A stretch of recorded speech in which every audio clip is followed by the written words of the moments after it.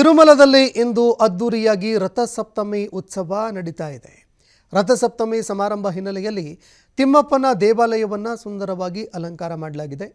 10 ton ವಿವಿಧ ರೀತಿಯ ಪುಷ್ಪಗಳಿಂದ ಅಲಂಕರಿಸಲಾಗಿದೆ. ಇವತ್ತು ಬೆಳಗ್ಗೆ 5:30 ಸೂರ್ಯಪ್ರಭಾ ವಾಹನ ಸೇವೆ ಆರಂಭ ಆಗಿದೆ.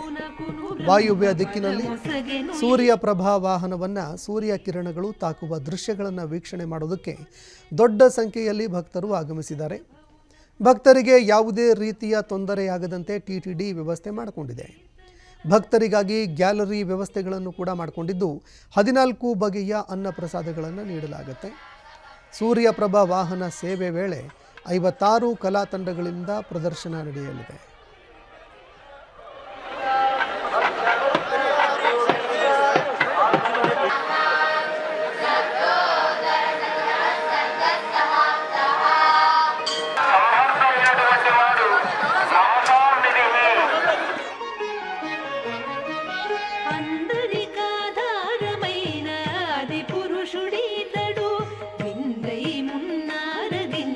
విదురుని గణనీతుడు అందరికాధారమైన ఆది పురుషుడీతడు పిండై మున్నారగించే విదురుని గణనీతుడు అందరికాధారమైన ఆది పురుషుడీతడు ఆది పురుషుడీతడు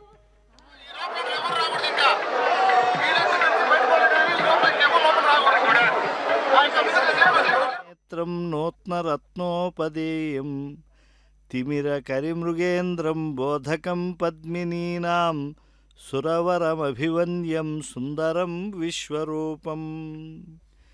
రథసప్తమి పర్వదినం ఈ మాఘమాసంలో అత్యంత శోభాయమానంగా జరుగుతూ ఉన్నది. రేగుపళ్ళు, చిక్కుడుకాయలు మాఘ పుష్య మాసాల్లో చాలా చక్కగా అవి జనులకు ఉపాదేయమవుతాయి. మా అఘ పాపం లేనటువంటిది పుణ్యాన్ని కలిగించేది ఈ కాలం. మనం చేసే పూజలు వ్రతాలు అన్నీ పుణ్య సంపాదన కొరకే. శివకేశవులు ఇరువురికి మాఘం ప్రీతికరమైనదే. ఉత్తరాయణం మకర సంక్రమణంతో ప్రారంభమైనప్పటికీ కూడా ఈ దివ్యమైనటువంటి కాలం భక్తులను భాగవతులను బాగా అనుగ్రహించేటువంటిది. ఈ రథసప్తమి నుండి పూర్తిగా ఉత్తరాయణ ప్రభావం మనకు కనబడుతుంది.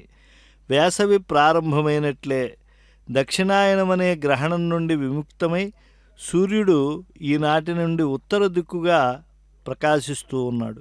కనుక దీన్ని సూర్యగ్రహణంతో సమానంగా భావించి తర్పణం చేయాలనే నియమాన్ని పెద్దలు పాటిస్తూ ఉన్నారు. ఉత్తర అయనం అంటే ఉత్తరం, ఉత్తర మీదది అంటే గొప్పది, పెద్దది, పైనున్నది,